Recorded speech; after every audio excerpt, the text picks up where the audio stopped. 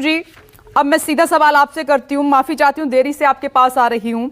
उत्तर प्रदेश में आधी आबादी से आपने वादा कर दिया है कि टिकटों में 40% आरक्षण आप दे रहे हैं, लेकिन मेरा सीधा सवाल और ये है कि बाकी राज्यों में क्यों नहीं कर रहे हैं? पंजाब में क्यों नहीं कर रहे हैं? उत्तराखंड में ये सब क्यों नहीं कर रहे हैं? विपिनेश जी, देखिए, उत्तर प्रदेश में एक अच्छी शुरुआत हुई है और जितना अत्याचार महिलाओं के प्रति भाजपा सरकार में उत्तर प्रदेश में हुआ, शायद ही देश में कहीं हुआ। नेशनल क्राइम रिकॉर्ड ब्यूरो के आंकड़े कहते हैं कि अकेले उत्तर प्रदेश में पूरे देश का 24% महिलाओं पर अत्याचार हो रहा है। तो कांग्रेस पार्टी, आदरणीय प्रियंका गांधी जी उत्तर प्रदेश की प्रभारी हैं। उत्तर प्रदेश की कांग्रेस और उत्तर प्रदेश की प्रभारी आदरणीय प्रियंका गांधी जी ने निर्णय लिया है, उसका स्वागत किया जाना चाहिए। पूरे देश में भी हम लागू करेंगे।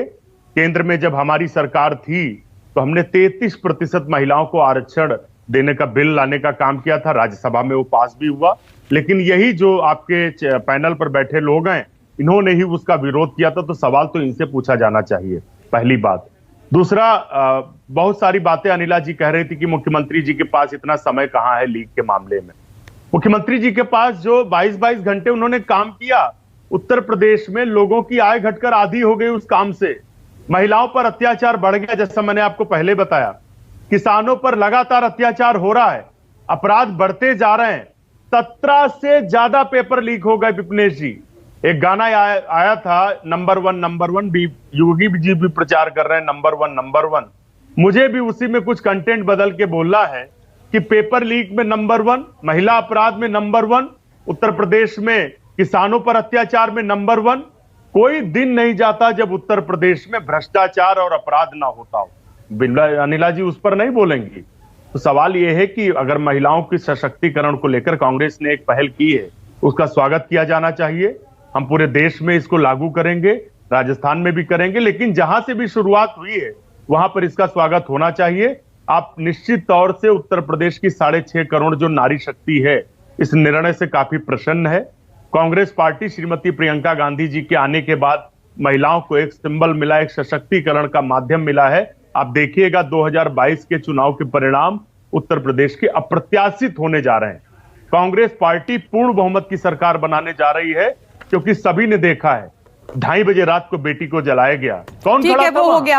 आपने नंबर 1 का मतलब समझा दिया। मैं अनिला सिंह जी से जवाब ले लेती हूँ। अनिला सिंह जी जल्दी से जवाब दीजिए, उसके बाद में डॉक्टर आशुतोष वर्मा के पास जा रही हूँ। साड़ी खींची गई महिला की, ठीक है सर, आ रही हूँ आपके पास। ठीक है, आपने अपनी बात रख ली, मैं जवाब ले लेती हूँ। अनिला जी, पहली बात तो विपनेश जी इनको समझा देना चाहिए, चाहे वो समाजवादी पार्टी के प्रवक्ता लोग होते हैं या कांग्रेस के होते हैं या बीएसपी के होते हैं, उन्हें सीधी सी बात समझ में नहीं आती। कम से कम जिसने गलती करी है, जिसने अपराध किया है, उसका नाम लीजिए ना। लखीमपुर घटना का जो बारंबार आप यहाँ पे उदाहरण देते हैं, तो भारतीय जनता पार्टी का कोई भी कार्यकर्ता उसमें इन्वॉल्व नहीं था। आप लोगों को शर्म आनी चाहिए कि जो लोग इसमें आरोपित नहीं है, उसके बावजूद जो है आप आरोप लगाते हैं। बहुत गलत बात है। पर क्या किया जाए, समाजवादी पार्टी और कांग्रेस जैसे राजनीतिक दल जो है वो हमेशा। लेकिन अनिला जी, मंत्री जी के बेटे पे गंभीर आरोप लगा हुआ है, इसको कैसे? मंत्री जी के बेटे पे नहीं, मंत्री जी के बेटे की आप बात करना चाहती थे कि अगर आरोप निकल आए मैं इस्तीफा दे दूंगा। आज हत्यारा केंद्रीय गृह मंत्री अभी भी डायस शेयर कर रहा प्रधानमंत्री के साथ, गृह मंत्री के साथ। चुप कराइए उत्तर प्रदेश में जिस तरीके का अंशु जी, 1 मिनट रुक जाइए, बोलने दीजिए। आपकी बारी में उन्होंने सुनिए पहले, फिर जवाब ले लेते हैं। मैं साड़ी जो खींचने की ये लोग बात कर रहे हैं, मैं उसकी बात कर रही हूँ। जो जिस एसआईटी टीम, जहां तक वो लखीमपुर घटना, जो किसानों वाली घटना हुई है, उसके विषय में एसआईटी ने अपने जो है रिपोर्ट जो है वो सबमिट कर दी है। क्या इन्फ्लुएंस किया भारतीय जनता पार्टी ने? बिल्कुल भी इन्फ्लुएंस नहीं किया है। ये लोग यही ढोल पीट रहे थे ना कि भारतीय जनता पार्टी जो है वो इन्फ्लुएंस करेगी। हमने तो कुछ इन्फ्लुएंस नहीं किया कि भाई जो जैसा है वो तथ्य सामने आए, जांच हो और रिपोर्ट दाखिल हो जाए। रिपोर्ट दाखिल हो गई तो इनके मुंह पे टेप लग गया। और जहां तक बारंबार ये लोग हाथरस घटना का विषय उठाते हैं, तो सबसे पहली बात तो 10 विषय मैं अभी उठा देती हूँ। बदायूं में जो लड़कियां जो है बलात्कार करके, उनका मर्डर करके पेड़ पे लटका दी गई थी, और क्या कहा गया था उनको? ये केस ही दबाने की कोशिश करी थी समाजवादी पार्टी ने, क्योंकि वो दलित थी।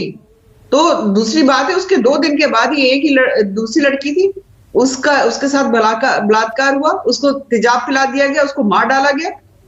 औरतों को इस प्रकार से राजनीतिक हथियार बनाना बंद करिए। जो प्रियंका वाड्रा भी क्या कर रही है, मैं इनका जवाब उत्तर प्रदेश में आकर ये चांद सितारे प्रॉमिस कर दे। ठीक है, लास्ट 2 मिनट मेरे पास बचे हैं, एक मिनट में दोनों गेस्ट को लेना चाहती हूँ। अनिला जी ठीक है, आपने बात रख ली, मैं आती हूँ। पहले आप बोलिए डॉक्टर आशुतोष वर्मा, फिर मैं अंशु जी के पास आती हूँ। अंशु जी आ रही हूँ आपके पास, सेकंड बड़ी बड़ी बातें अनिला जी इन्होंने कहा। अंशु जी एक मिनट, डॉक्टर आशुतोष वर्मा को पहले बोलने दीजिए, फिर मैं आपके पास आ रही हूँ। ठीक है सर, एक मिनट धैर्य रखिए, बस एक मिनट बोलिए डॉक्टर आशुतोष वर्मा। ये बताया गया कि पूर्ववर्ती सरकार आप उत्तर प्रदेश में नहीं अंशु जी एक साथ नहीं, एक मिनट आ रही हूँ, बोलिए वर्मा जी। किस तरीके से पिछले सेंट्रल एजेंसीज ने किस तरीके से पहले भी उपयोग किया है, लेकिन उसमें उदाहरण सिर्फ एक ही तरफ के दिए गए हैं। मुझे बड़ा खेद रहा था कि पत्रकार को दोनों तरफ के उदाहरण बैलेंस करना।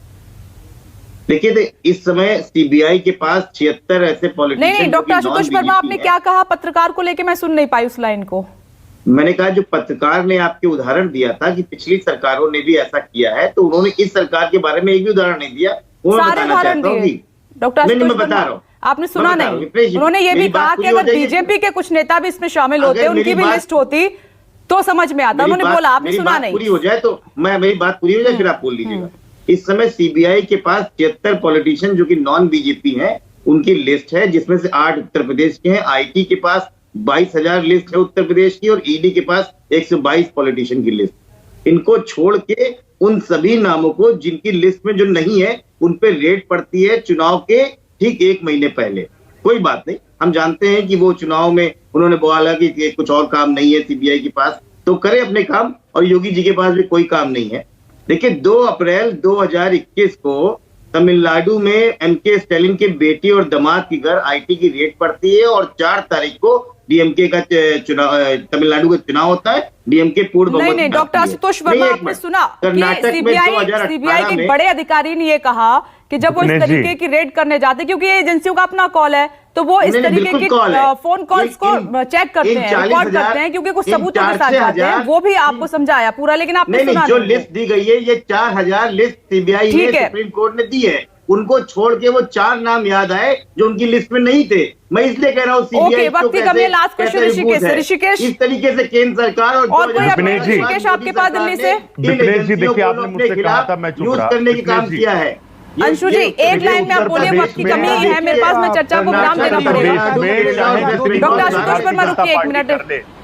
चाहे सीबीआई, इनकम टैक्स, ईडी, किसी से भी गठबंधन कर ले, 2022 में उत्तर प्रदेश की जनता भारतीय जनता पार्टी को चुनाव हराने जा रही है। ऋषिकेश कोई अपडेट दिल्ली से आपके पास? तभी भाजपा के चरित्र को जान चुके हैं कि सबसे ज्यादा संवैधानिक सांसदों के साथ प्रधानमंत्री डिनर पे चर्चा, खास करके चाय पर चर्चा करेंगे, और उम्मीद की जा रही है कि उसमें अजय मिश्रा टेनी उसमें मौजूद रहेंगे। जो बाकी बच गए हैं सांसद चाय पार्टी पर जिनके साथ चर्चा करनी है प्रधानमंत्री की, वो जल्द ही शेड्यूल होने वाला है। अगले 1 या 2 दिनों के भीतर जो बाकी बचे सांसद उत्तर प्रदेश के, वो प्रधानमंत्री के साथ चाय पर चर्चा करेगा, और उसमें अजय मिश्रा भी मौजूद रहेंगे, ये जानकारी दी जा रही है।